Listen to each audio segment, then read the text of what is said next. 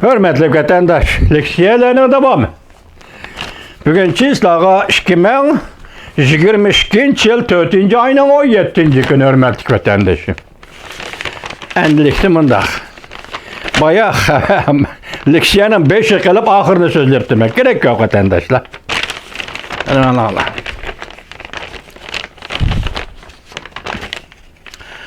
Amerika Koşmuş Ştatları Maliye Ministeri Yellen, Janet Yellen, Amerika uruş keltirip çıkardı. Lekin Cungu mesul bulup ot öçürüşü gerek dep görsetti mavzulu haber. 4. ayının 17. günü Dovitor bitir ilan kılındı. Haber mındak başlandı. Yakından beri Cungu, yani Amerika hücum kılışkı başladı. Mesela bundak degende römürü bakhalık gezdi, kayni makal ilan kılışkı başladı. Ben kirip römürü bağının tor bitiki tapamadım bu ne? Bütün makalı bu, ben bir tor bitigen Cungu'ya nazar tor bitik kilişi kirekti ya gibi kemmedi.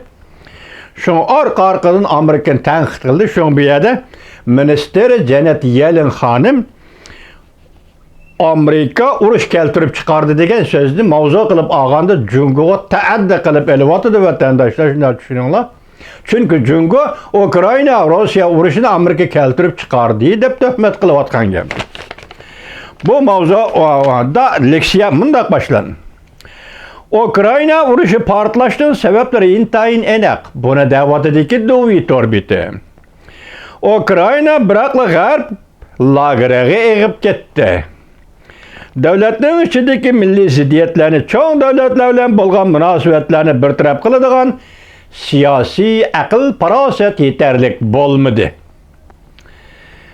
İkinci Rusya Krimiya yerim aralığını jütüp algandan keyin jelegini şurap kuch bilen acizlanıp bozak kılışkı öttü. Yani Ukrayna'daki devletlerin NATO'nun şarkı kengişini bahane kılıp Ukrayna'nı besip almakçı boldu.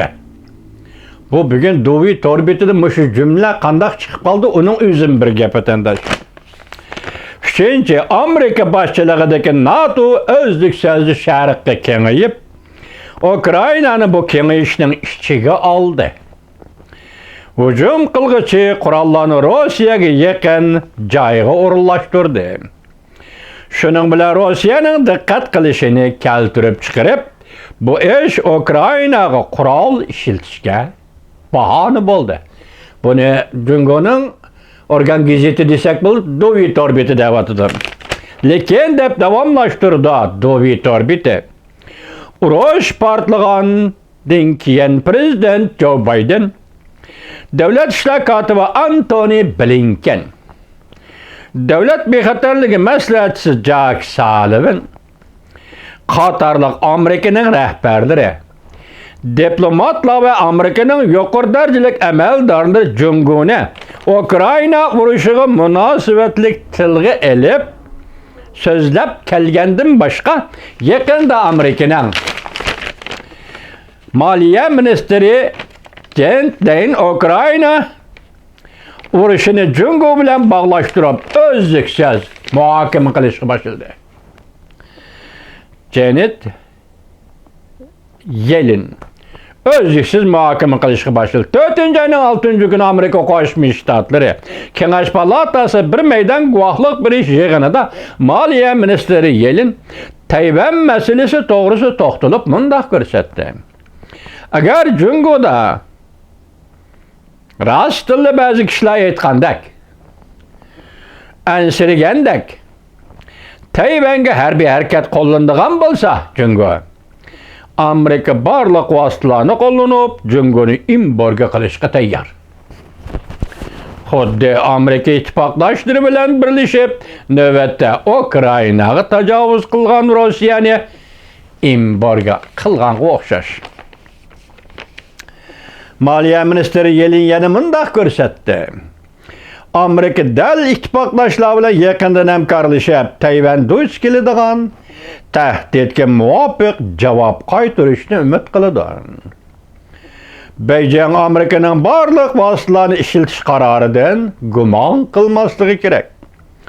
Urushning uzrab ketishiga ergishib Rossiya Ukrainaga Rusya-Ukrayna tinchlik kelishimini imzalayolmadi. 4 ayının 13 günü Washington ilim hazinesi Atlantik Council'da fikir bayan kılganda Maliye Ministeri Yellen mundaq ko'rsatdi.